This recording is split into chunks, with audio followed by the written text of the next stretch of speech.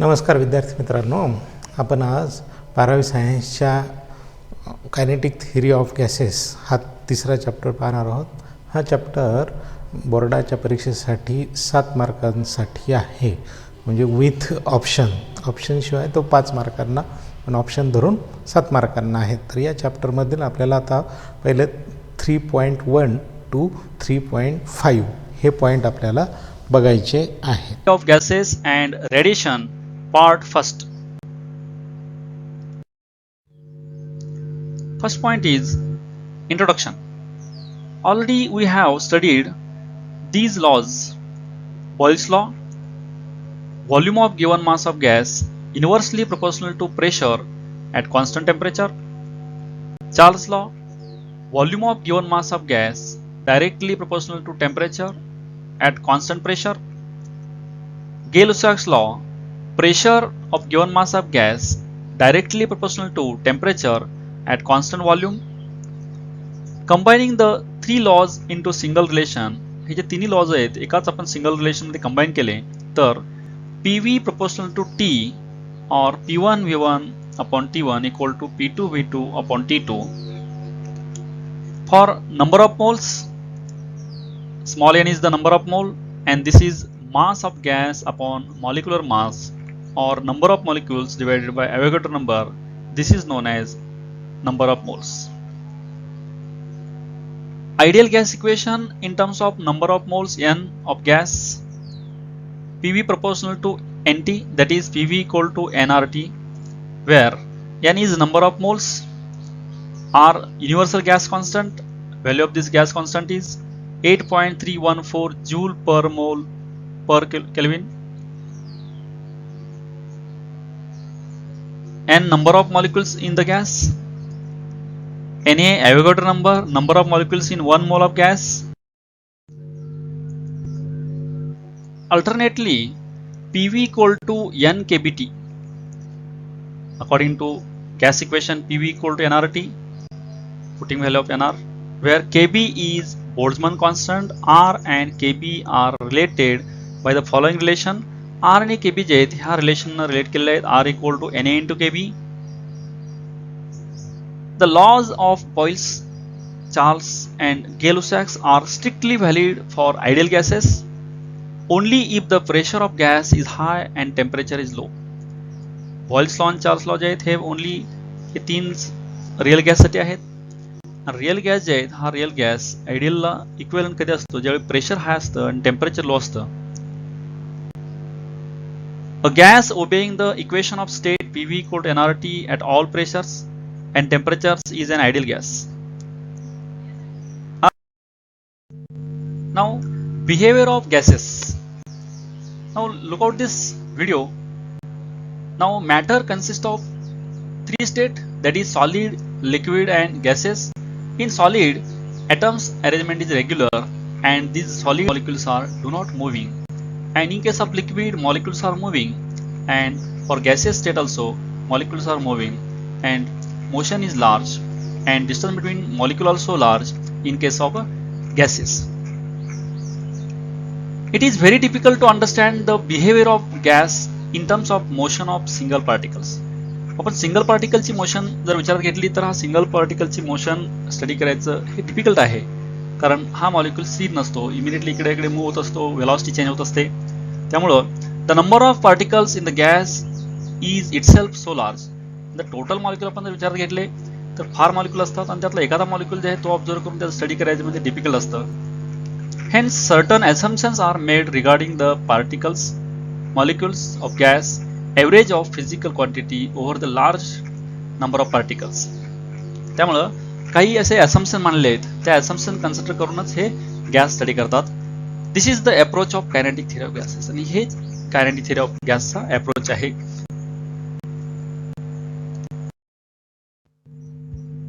Next one is ideal gas and real gas. Now observe this video. In this tank, gas molecules are filled and these gas molecules are doing random motion and these gas molecules are colliding one another each. A gas obeying ideal gas equation at all pressures and temperature is an ideal gas. जो gas ideal gas equation obey करतो that is PV equal to nRT for all pressure and temperature that gas is known as ideal gas. In an ideal gas intermolecular interactions are absent. म्हणजे दोन molecule जे आहेत ह्या दोन molecule मधलं interaction जे आहे हे इंटरॅक्शन नसतं. दोन मॉलिक्यूल मध्ये इंटरॅक्शन होत नाही आयडियल गॅसमध्ये. Real gases are composed of atoms or molecules which do interact with each other. Real गॅसमध्ये काय होतं का मॉलिक्यूल असतील किंवा ॲटम असतील हे एकमेकाबरोबर इंटरॅक्शन होत असतात. At low pressure or high temperatures the molecules are far apart and therefore molecular interactions are negligible. Under these conditions behavior of real gas is close to that of an ideal gas. तर ज्यावेळी low pressure आणि high temperature असतं त्यावेळी real gas जे आहे real गॅसमधले जे molecules आहेत ह्यामधलं interaction हे अतिशय कमी असतं. कारण का ह्या मॉलिक्यूलमधलं अंतर जास्त असतं आणि इंटरॅक्शन हे कमी असल्यामुळं हा जे रिअल गॅस आहे हा रिअल गॅस आपण आयडियल गॅस कन्सिडर करू शकतो at low pressure and high temperature. Next one is mean free path. Now let us observe this video. In this case, again inside the cylinder, these gas molecules are filled, and these molecules are execute random motion. यामध्ये जे molecule fill केले आहेत ते random motion करतात म्हणजे इकडे तिकडे असे मोशन करतायत ते. In between two successive collision, the molecules move along straight path with constant velocity. म्हणजे हे मॉलिक्यूल मोशन करते वेळी एकमेकावरती कोलाइड होतात, एकमेकावरती कोलाइड होतात, वॉलवरती कोलाइड होतात साईडला. त्यामुळे एकमेकावरती कोलाइड होते वेळी कोलिजन झाल्यानंतर नेक्स्ट कोलिजन होईपर्यंत त्यामधला जे पाथ असतो हा पाथ हा स्ट्रेट लाईन असतो. Mean free path lambda the average distance travelled by a molecule with constant velocity between two successive collision.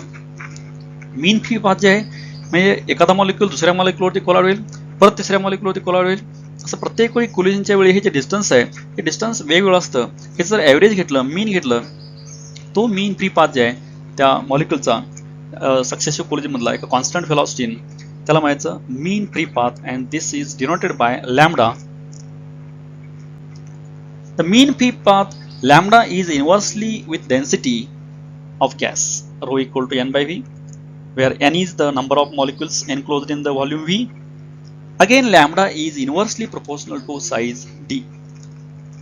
Mean free path जे आहे हा मीन फ्री पाथ गॅसच्या डेन्सिटीवरती त्यानंतर त्या साईजवरती डिपेंड असतो mean free path.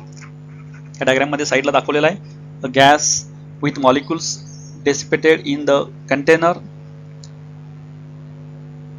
Staff action photograph. म्हणजे एक फोटोग्राफ घेतलेला आहे एखाद्या पर्टिक्युलर इन्स्टंटला सगळे मॉलिक्यूल स्थिर वाटतात आपल्याला पण असे हे मॉलिक्यूल मूव्ह होत असतात.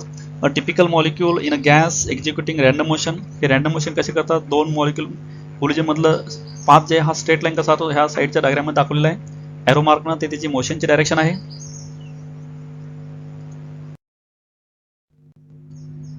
Next one is pressure of ideal gas.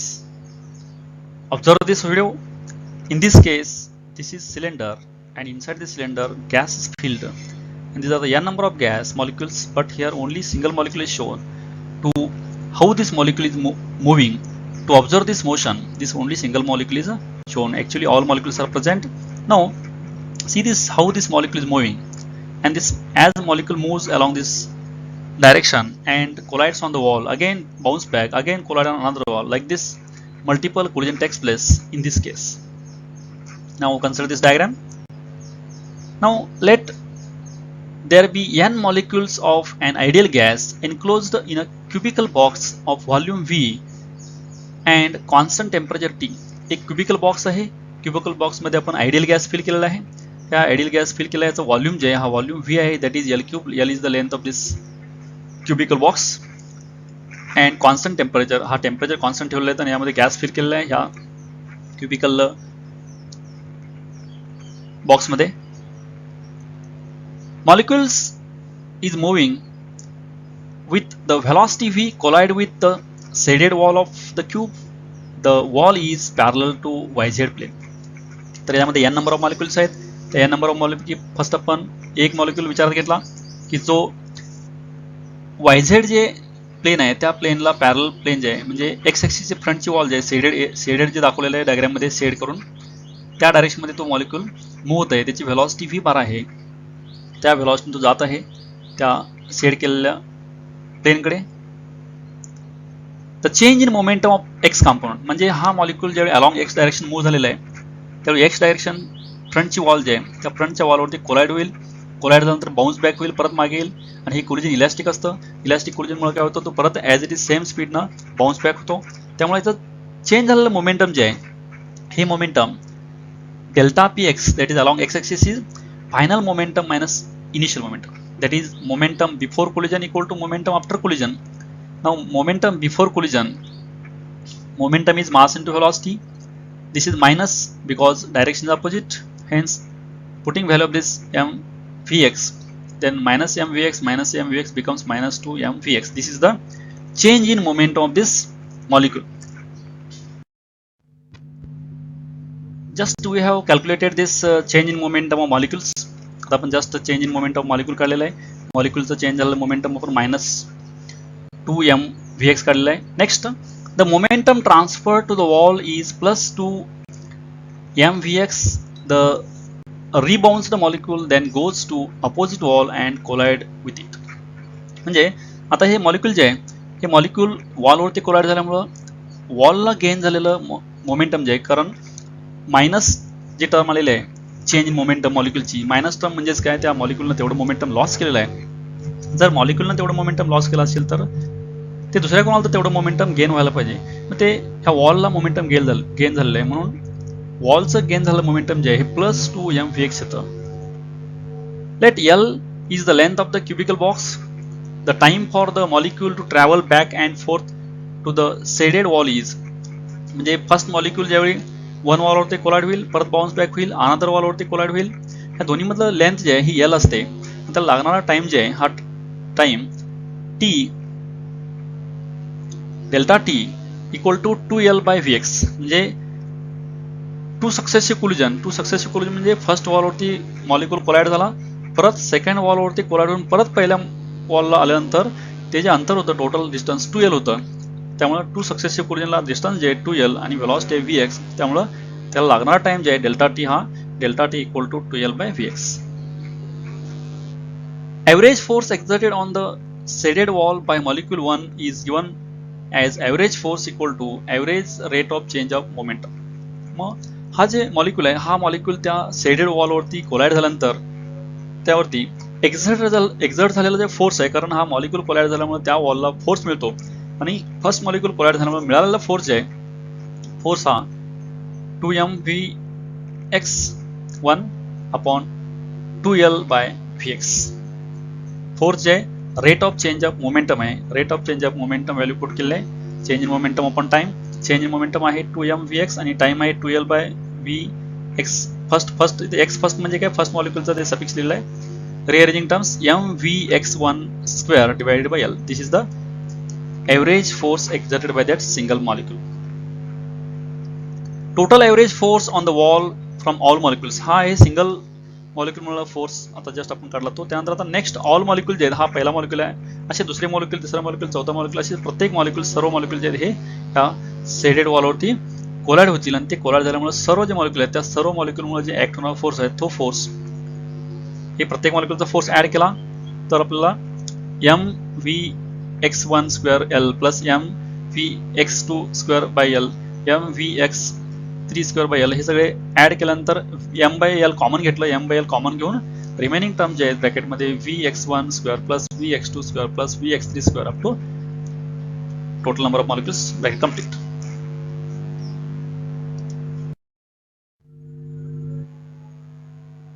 Now just we have calculated average force acting on this shaded wall. आता जे हा फोर्स ऍक्ट होतो ह्या फोर्समुळे त्या वॉलवरती प्रेशर येतं. The average pressure will be this pressure P is average force divided by area of shaded wall. त्यामुळे जे प्रेशर आहे ते pressure average force upon area आहे. मग एव्हरेज फोर्स आपण ऑलरेडी कॅल्क्युलेट केली ती व्हॅल्यू पुट केली. एरिया जे आहे लेंथ L आहे रेड पण L आहे त्यामुळे एरिया L स्क्वेअर येतो. This is the pressure average pressure exerted on this shaded wall. The average of the square of x component of the velocities is given by त्याचं जर x compound जे आहे व्हेलॉसिटीचा त्याचं average जर काढलं तर ते आहे Vx bar Vx square bar equal to Vx1 square plus Vx2 square plus Vx3 square up to Vn square upon n हे ॲव्हरेज आहे ॲव्हरेज व्हेलॉसिटी कारण याची व्हेलॉसिटी प्रत्येक कोलिजनमध्ये वेगवेगळी असते त्यामुळं ॲव्हरेज व्हेलॉसिटी घेतली आपण याची then this above pressure equation becomes putting this value of Vx in above equation then this equation becomes mn Vx bar square upon V फक्त above equation जे आहे ब्रॅकेट मध्ये L into L square हे volume आलेलं आहे L square हे area आहे area into length हे व्हॉल्यूम आहे आणि m जे m as it is आणि ब्रॅकेट जे आहे तो Vx1 square plus Vx2 square त्याच्याऐवजी आपण इथं n into Vx स्क्वेअर मानलेला आहे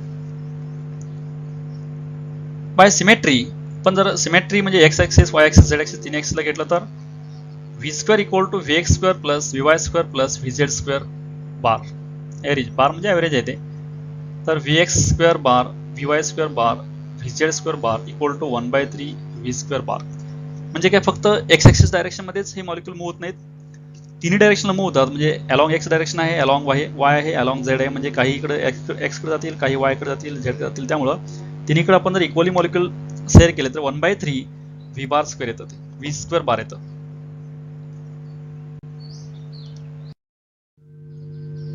नेक्स्ट आपण जेव्हा एव्हरेज प्रेशर काढले त्यामध्ये the molecules have no preferred direction to move therefore the average pressure is above equation मध्ये जे Vx स्क्वेअर बार जे होतं त्याच्याऐवजी आपण इथं Vx स्क्वेअर बार रिप्लेस केलंय v स्क्वेअर बारनं कारण अलॉंग x y z तिन्हीचे कॉमन वेलॉसिटी घेतले ते then final equation becomes p equal to 1/3 n by v small m v square bar this is the average pressure exerted by these molecules on the wall of this container cylinder box म्हणजे आपण एखाद्या box मध्ये cylinder मध्ये gas fill केल्यानंतर जे molecule जे हे molecule random motion करतील रॅन्डम मोशन जे करतात ते रॅन्डम मोशन करत करत सगळे मॉलिक्यूल एकमेकावरती कोलाइड होतील एकमेकावरती कोलाइड होत होत लास्टला वॉलवरती कोलाइड होतील वॉलवरती कोलाइड झाल्यामुळे वॉलवरती जे प्रेशर येणार आहे ते pressure P is equal to 1/3 n by v m v square bar that is average velocity याने हे नंबर ऑफ मॉलिक्यूल्स आहेत v व्हॉल्यूम ऑफ दिस आहे m mass of single molecule v square bar is the average velocity RMS velocity and P is the pressure